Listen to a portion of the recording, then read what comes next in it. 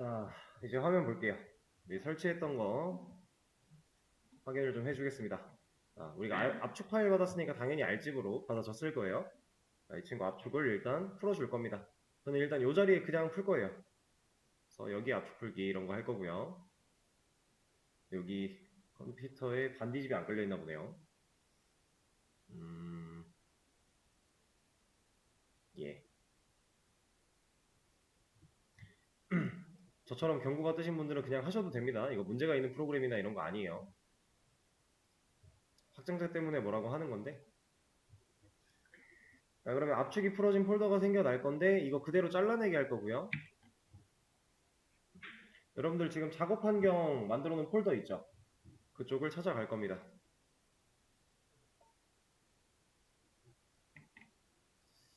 이거를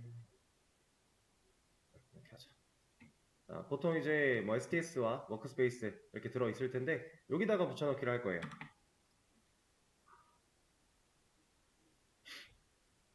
자, 톰캣.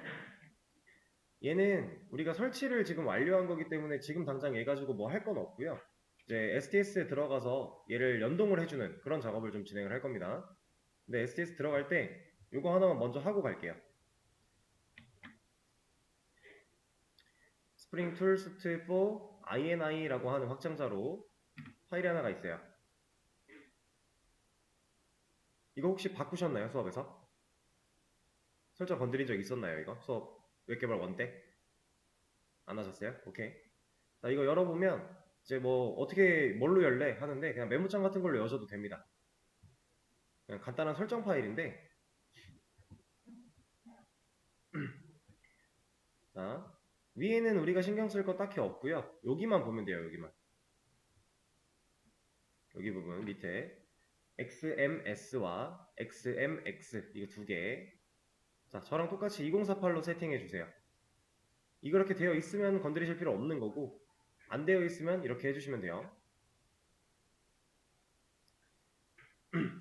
얘네들은 뭐냐면 이제 STS 안에서 우리가 코드를 작성하고 뭐 실행하고 이런 환경 속에서 얼마만큼 메모리를 순간적으로 사용할 수 있는가 이런 거를 간단하게 설정해주는 부분이라고 보시면 되는데 우리가 사실 웹 환경, 웹 서버를 사용하기 전까지는 이게 작아도 문제가 전혀 없어요.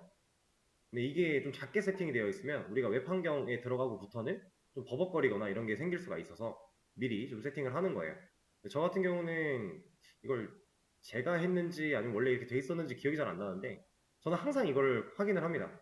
제가 뭔가 STS나 이클립스나 이런 걸 사용하려고 설치를 하면 항상 얘를 먼저 좀 작업을 하는 편이에요. 그리고 얘 같은 경우 이제 XMS와 XMX 두 가지가 있잖아요. S는 뭐겠어요? 네, 최소를 의미하는 거고 X가 최대를 의미하는 거예요. 그래서 여기서 이만큼 사용할 수 있는 메모리의 한계를 어느 정도부터 어느 정도까지라고 정하는 부분인 건데 이거를 이런 식으로 해도 돼요.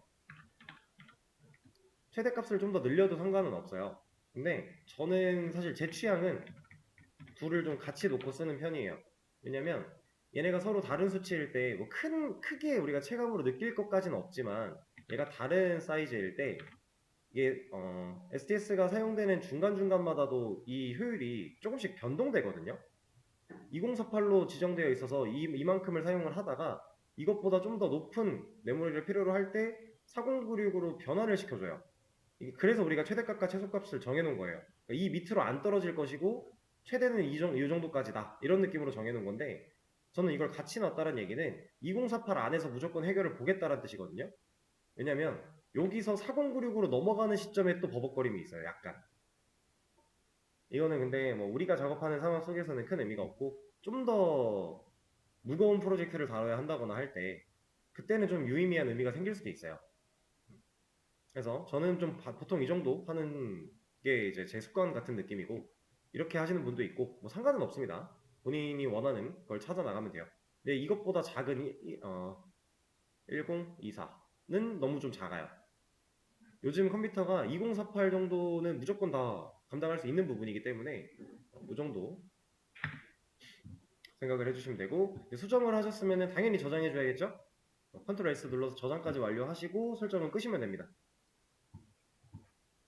그리고 혹시 얘를 하기 전에 얘를 먼저 켜놓으신 분이 있었다면 설정 바꿨으니까 얘도 껐다 켜야 돼요. 저 같은 경우는 지금 이거 아직 안 켜놨고 설정 지금 막 들어갔다 나왔잖아요. 지금 이제 이걸 켤 겁니다. 우리가 뭔가 새로운 프로그램을 설치하거나 설정 같은 걸 했을 때 진짜 간단한 설정 제외하고 웬만한 설정들은 다 한번 껐다 켜줘야 적용이 되는 게 있어요. 그래서 얘도 마찬가지.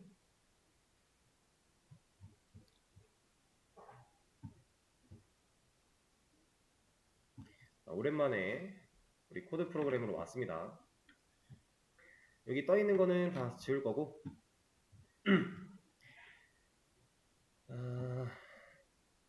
이제 이 STS 우리가 사용하던 STS에다가 JSP를 실제로 사용할 수 있게끔 몇 가지 또 추가적인 설치 플러스 세팅 같은 걸 좀 해볼 거예요.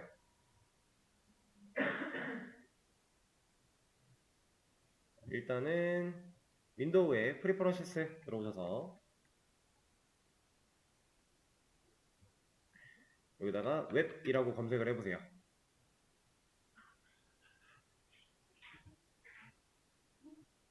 그럼 웹 브라우저라고 있을 겁니다. 이 웹 브라우저를 클릭하면 아무것도 건드리지 않았을 때 보통 다 이렇게 되어 있으실 거예요. 보통 건드리지 않았다면 얘는 그대로 두면 되고요. 여기 체크되어 있는 거 빼고 크롬으로 갈 거예요. 사실 이게 우리 지금 사용하고 있는 이 윈도우 제 자리 같은 경우 이 윈도우에서 크롬이 기본 브라우저로 세팅이 되어 있어서 이대로만 가도 상관은 없는데 만약에 기본 브라우저 세팅이 다를 수도 있는 거니까 우리는 이제 크롬을 주로 사용을 할 거니까 크롬으로 체크를 해주는 겁니다. 이렇게 뭐 본인이 엣지를 원하면 엣지를 써도 돼요. 상관없어요. 단 다른 이건 하나 보여드릴게요. 크롬과 엣지의 다른 점은 뭐냐면 이게 크롬이죠. 그리고 이게 엣지예요. 사실 사이트를 열어보는 거는 전혀 상관이 없어요. 물론 뭐 UI나 툴 같은 게 살짝 다르긴 하지만 열어보고 우리가 만들어 본 거 띄우는 거는 문제가 전혀 없는데 뭐가 다르냐? 얘가 달라요. 얘가 개발자 도구가 둘이 사용법도 약간 다르고요. 그러니까 기본적인 기능은 거의 비슷하게 있는데 툴의 위치라던가 아니면 뭐 사용법이라던가 아니면 이 안에서 적용시킬 수 있는 설정이라던가 이런 것들이 약간씩 다릅니다. 그래서 저는 엣지를 별로 좋아하지 않아요. 왜냐면 이걸로 많이 작업을 했었고 얘가 눈에 잘 안 익기도 하고 그래서 저는 크롬으로 진행을 할 거예요. 본인이 엣지를 원한다. 그럼 엣지 쓰셔도 되는데 만약에 제가 개발자 도구 가지고 뭐 하다가 선생님 저는 엣지에는 그런 게 없는데요? 라고 상황이 되면 그건 여러분들이 직접 구글링을 해서 해결을 하시면 돼요. 개발자 도구 다른 거 말고는 뭐 띄워보는 거는 똑같이 가능한 거니까 저는 이렇게 세팅을 할 거라는 거. 그리고 여기 인터널 웹 브라우저라고 하는 이걸로 만약에 체크가 되어 있다면 어떤 현상이 일어나는 거냐면 이거 다시 보여드릴 겁니다.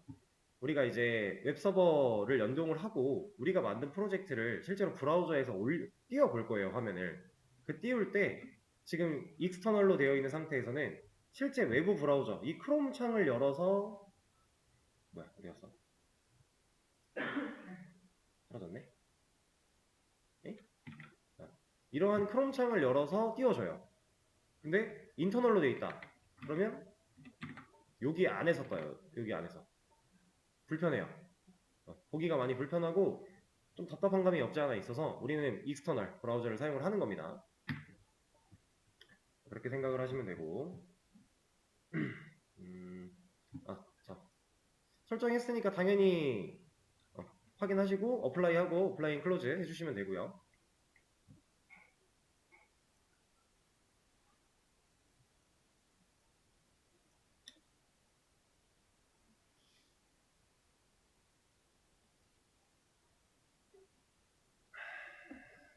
그리고 하나 설치할 건데 이거는 어플라잉 클로즈 그리고 여기 헬프 상단 메뉴에 헬프 그리고 나서 인스톨 뉴 소프트웨어라고 하는 거 눌러 보실게요.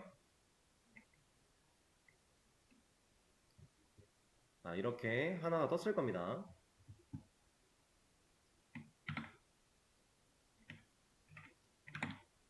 제가 수업 페이지에다가 지금 뭐 하나를 올렸어요. 이 하단에 보시면 JSP를 사용하기 위한 STS 세팅이라고 하면서 어떠한 주소 같은 게 나왔는데, 여러분들 이 주소 부분만 드래그해서 복사하시면 돼요. 주소 부분만 HTTP부터 복사를 해주시고 여기로 와서 add 누를 겁니다. add. 그리고 로케이션 부분에다가 방금 복사했던 내용을 붙여넣기 할 거예요.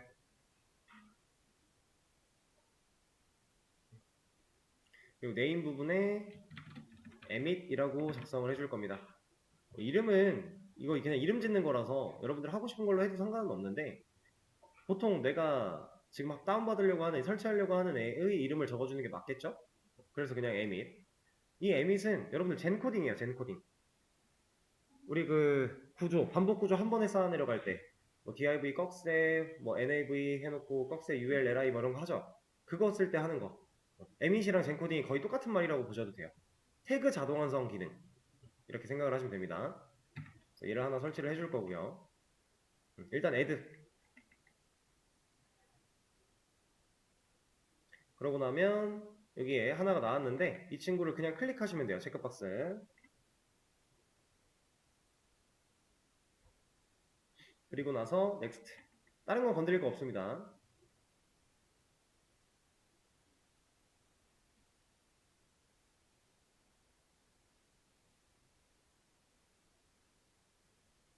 잠깐 대기를 해줄게요. 자, 완료가 되면 그냥 뭐 다른 거 뜬 거 없죠? 그냥 인스톨이 됐다고 떠요. 여기서 next 동의해 주시고 finish까지 눌러주시면 됩니다. 그리고 이런 거 뜨시는 분들 있을 거예요. 걱정하지 마시고 select all 누르신 다음에 trust selected 누르시면 돼요. 지금 이거는 약간 그런 겁니다. 여러분들 윈도우에다가 어떤 파일 설치하려고 할 때 신뢰할 수 있는 파일이냐, 다운로드 해도 되냐 이런 거 물어볼 때 있잖아요. 그런 거랑 비슷한 거라고 보시면 되는데, 네, 신뢰할 수 있는 파일이니까 그냥 진행하시면 돼요. 그러면 우측 하단에 인스톨링 소프트웨어라고 하면서 시간이 좀 가고 있을 거고, 왜?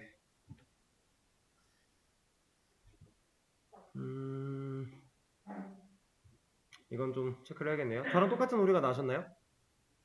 안 나셨어요? 어? 다른 오류가? 오케이, 확인을 좀 해보죠.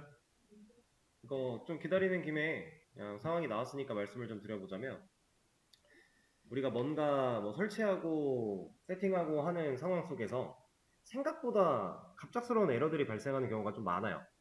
흔한 일이에요. 왜냐면 우리가 사용하는 이런 툴들도 당연히 이제 버그도 있고 오류도 있고 어쩔 수 없는 거니까, 사람이 만든 거니까 당연히 있는데, 해결법은 항상 있어요.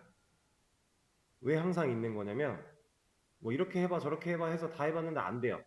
그러면 애초에 STS를 다시 재설치하면 돼요. 그러면 별 문제 없을 거예요. 혹은 버전이 호환이 안 될 수도 있는 거니까 버전을 바꿔봐도 되고, 뭐 방법은 여러 가지가 있습니다. 어떻게든지 해결은 다 할 수 있어요. 저도 지금 만약에 이 방법으로 해결이 안 되면 그냥 STS 재설치 할 거예요. 그냥 그게 빠를 수도 있어요. 그러니까 뭐 우리가 뭔가 잘못해서 실제로 뭐 경로를 잘못 넣었다던가 이래가지고 문제가 생긴 거라면 그걸 수정하면 되겠지만, 내가 해야 되는 것에 대해서는 실수한 게 없는데 안 된다. 그러면 이 툴 자체에서 뭔가 받아들이지 못하고 있는 거니까 크게 고민할 필요가 없습니다. 구글링 해보고 따라해보다가 안 돼? 재설치하면 돼요.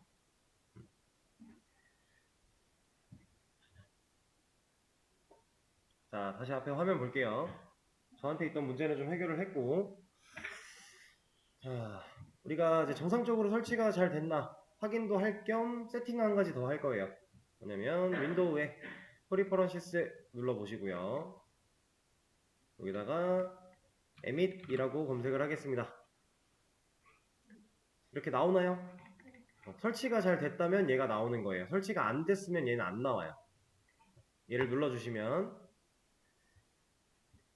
이런 화면이 나올 겁니다. 여기다가 자, 여기 지금 입력되어 있는 것들 있죠?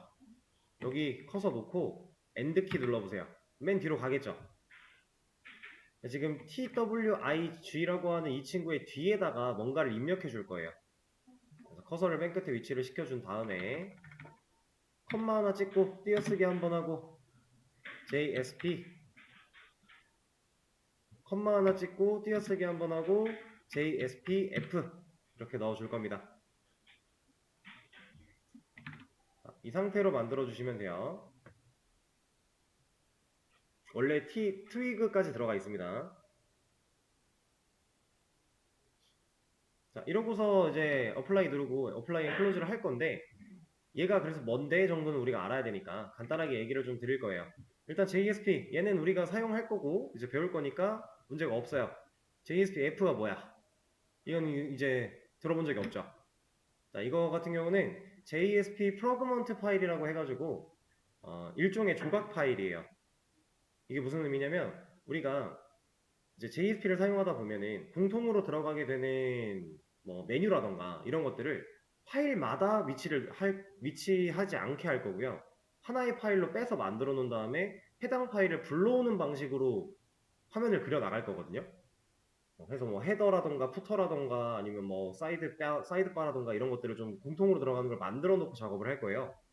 그 과정에서 이제 include라고 하는 JSP 안에서 쓸 수 있는 사용 방식을 통해 불러올 건데 그때 JSP로도 불러올 수 있고 JSP-F 파일도 불러올 수 있어요. 두 가지 다 가능은 해요. 그럼 굳이 JSP-F를 나누는 이유가 뭐야? 쉽겠죠? 자, 이 프로그먼트 파일이라고 하는 친구는 조각 파일이라고 아까 말씀을 드렸는데 이 조각 파일들은 일련의 설정을 통해서 내가 갖고 있는 모든 JSP 파일한테 불러오기 기능을 심어 놓을 수 있어요. 그럼 우리가 필요한 곳에 가서 include라는 태그를 사용하지 않아도요. 알아서 모든 파일에 다 포함되어 있어요.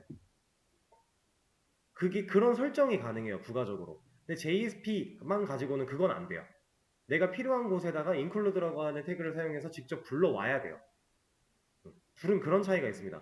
근데 사실 우리가 진행하는 프로젝트의 경우에는 이제 모든 페이지에 공통으로 들어간다까지의 개념이 조금 애매한 것도 있고 만약에 그렇다고 하더라도 이 별도의 설정을 할 만큼 방대한 양이 아니에요. 페이지 자체가 그렇게 많지 않을 거니까.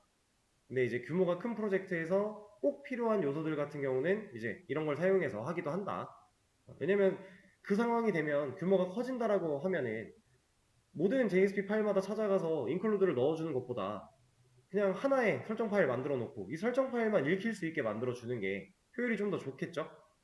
그래서 사용하는 게 JSP 프로그먼트 파일이에요.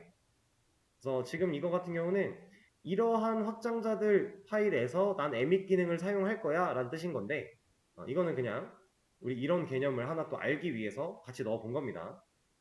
사실 우리는 안 쓸 거니까 안 넣어도 상관없어요. 그런 거긴 한데 일단 놓고 어플라이 눌러주고 어플라이 앤 클로즈 할 겁니다. 자, 그리고 또 설치를 좀 해야 되는데 방금 전 설치 같은 경우는 저만 문제가 있었지만 지금 하는 설치는 여러분들도 문제가 생길 가능성이 꽤나 커요. 잘 따라 하시고 혹여나 문제가 생긴다면 바로바로 저한테 얘기를 하셔야 돼요. 왜냐면은 그 워닝 상황에서 바로바로 해결을 못하면 많이 돌아가게 돼요 얘는. 그렇기 때문에 일단 헬프 또 눌러볼 거고요. 인스톨 뉴 소프트웨어 그리고 이번엔 add가 아니라 여기 워킷이라고 하는 곳에서 화살표 눌러서 아래를 열 겁니다. 자, 여기 있는 것들은 저랑 다를 수 있어요. 저처럼 많지 않을 수도 있고 많을 수도 있고 상관없어요. 그건 중요한 게 아닙니다. 우리는 밑으로 내려가서 이 스크롤 밑으로 내려가서 이거 받을 거예요. 이걸 누를 거예요. 레이티스트 이클립스 릴리즈라고 하는 친구 얘를 클릭할 겁니다. 그래서 이 친구를 클릭 그럼 여기에 뭐가 되게 많이 나와요. 아까 에밋은 하나밖에 안 나왔는데 자 여기서 스크롤 또 내려갈 거고요. 맨 아래로 내려가요. 여기서 이 친구인데 맨 마지막에 있는 이 친구인데 체크박스를 바로 클릭할 게 아니라 옆에 있는 화살표를 누를 거예요. 밑에 또 뭐가 나왔죠? 요 안에 있는 걸 다 받진 않을 거라서 이걸 굳이 체크하지 않는 겁니다. 밑으로 조금 더 내려가다 보면은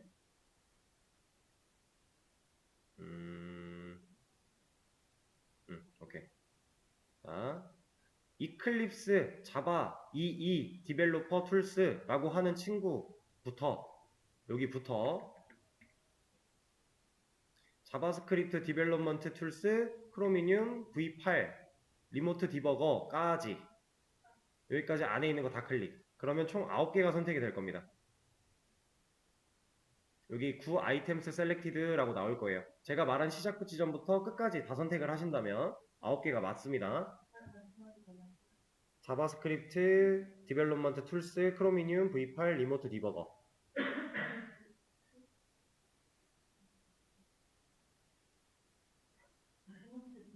네, 거기까지.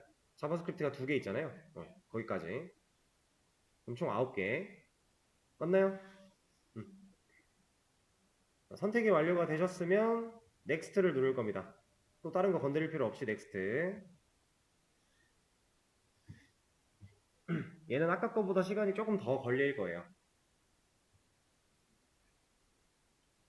일단 여기까지 나오시면 대기해 주시고 아직 시간 난 더 필요하다 시간. 다 나오셨나 보네요. 비대면 분들도 바로바로 대답해 주셔야 됩니다. 문제 있으면. 자, 여기까지 나오셨으면 넥스트 한 번 더 누를 거예요. 근데 여기서 이 화면에 저처럼 이 9개가 있나요? 개수를 셀 필요는 없고요. 대충 봤을 때 우리가 선택한 거 2부터 이 크로미늄까지 있어요? 그럼 별 문제 없는 거예요. 일단 넥스트 한 번 더 눌러줄 거고 동의할 거고요. 피니시 누르면 이제 진짜로 인스톨을 시작을 할 건데 여기서 에러가 난다 그럼 바로바로 손 들고 얘기하셔야 됩니다. 자, 여러분들 다 되셨을까요? 리스타트 나우. 중간에 뭐 신뢰할 수 있냐 물어보면은 전체 선택하고 신뢰할 수 있다 선택해주고 이것까지 뜨시면 리스타트 나우까지 진행해 주시면 돼요.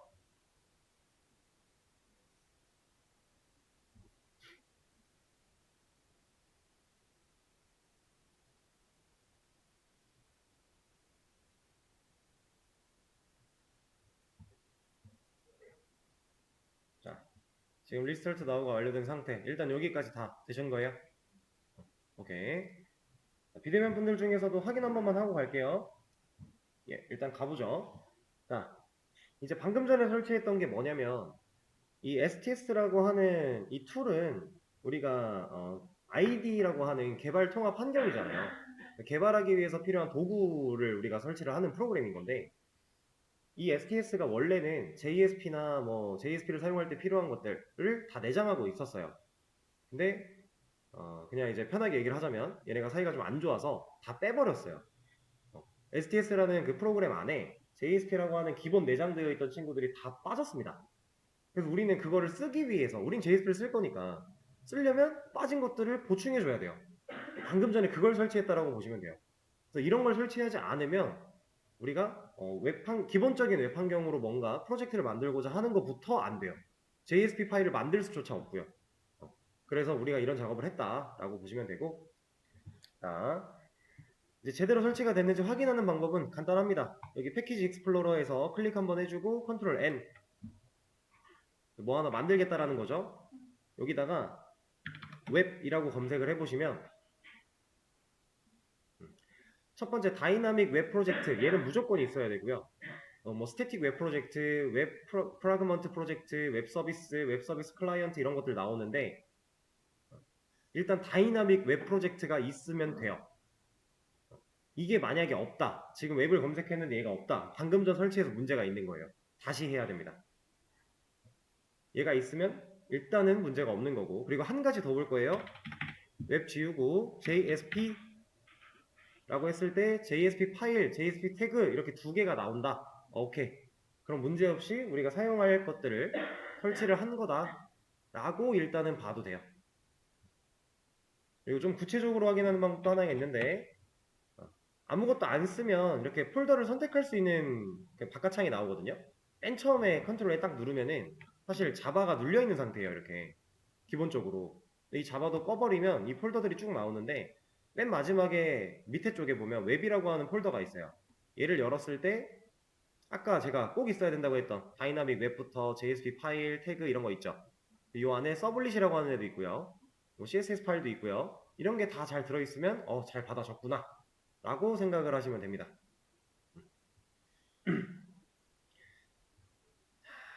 그러면 일단 설치에는 문제가 없는 것 같으니까 바로 한 가지를 해보도록 하죠.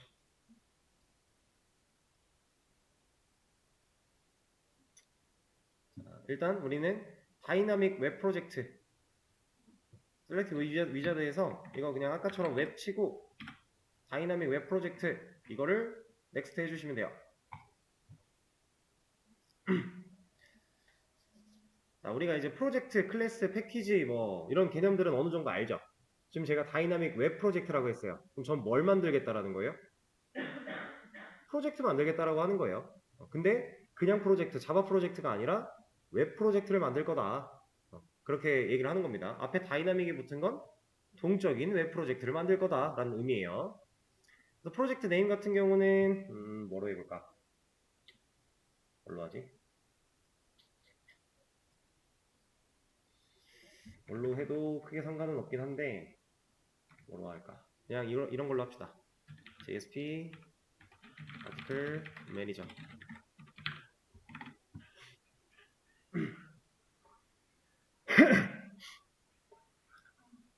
항상 프로젝트 이름 같은 경우는 달라도 상관은 없지만 제 거 깃에서 그냥 클론 같은 거 내려 받았을 때 좀 꼬이는 현상 최소화 시키려면은 똑같이 하는 게 편하긴 하겠죠? 근데 여러분들이 깃 관리 따로 하시고 잘 관리만 하시면 저랑 똑같이 할 필요는 전혀 없는 거예요. 그리고 로케이션 같은 경우는 냅두고요. 우리는 여기 타겟 런타임이라고 하는 곳에 있는 뉴 런타임 이 버튼 눌러볼 겁니다.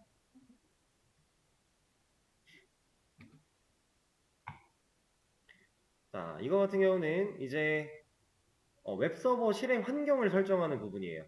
이 프로젝트를 우리가 만들 건데 난 이 프로젝트의 웹서버를 이러한 환경으로 구축할 거야 라는 의미거든요. 그걸 초기에 설정하는 부분인데 우리가 좀 전에 톰캣이라고 하는 웹서버를 설치했어요. 그리고 우리 쪽 작업 환경 쪽으로 폴더를 옮겨놨죠. 자, 그 친구는 이름이 아파치 톰캣이었습니다. 그래서 저는 아파치를 열어줄 거고요. 아파치 옆에 있는 화살표를 눌러서 열어줄 거고 여기 밑에 있는 아파치 톰캣 10.0을 누를 거예요. 우리가 10.0점대 버전을 받았기 때문에 만약에 10.1점대 버전을 받았다 그럼 이걸 누르시는 거예요. 12호도 같은 10이 아닙니다. 얘네 둘은 10.0 저희는 이거 받았으니까 밑에 있는 거는 뭐 모르셔도 돼요. 그리고 10.0 넥스트. 그러면 톰캣 서버라고 해서 네임은 알아서 얘가 만들어 놨고 여기에 이제 인스톨레이션 디렉토리라고 되어 있는데 우리가 설치한 톰캣 폴더 경로를 잡아줄 겁니다. 자, 브라우즈 눌러주시고요. 일단 내 작업 환경까지 찾아 들어갈 거예요. 그리고 여기 톰캣 폴더 옮겨놓은 거 있죠? 얘를 들어가지 말고 이렇게 들어오지 말고요. 그냥 여기까지 선택 그리고 폴더 선택 이거 눌러서 나오는 거예요. 여기 폴더까지만 잡아주는 겁니다. 이 안으로 들어가면 안 돼요. 폴더까지만 잡아서 선택을 눌러주면 경로가 거기까지 잡혀 있어요. 자, 지금 이 상태인데 잠시만요. 옮기는 거요. 톰캣 다운받은 거는 저희가 다운로드 알집을 여기서 압축을 풀었고요. 푼 다음에 그냥 파일 폴더 잘라내기 해서 제 작업 환경으로 가지고 온 겁니다. 여기로 가지고 와서 컨트롤 V로 붙여넣기 한 거예요. 윈도우에서 폴더 옮기듯이 똑같이 그거 한 겁니다. 사실 이거 안 옮겨도 돼요. 그냥 다운로드 폴더 여기다 놓고 써도 상관은 없어요. 경로만 잘 잡아주면 돼요. 근데 어쨌든 우리가 쓰려고 다운받은 거니까 우리 작업 환경에 좀 들어있는 게 깔끔해서 저는 옮기는 건데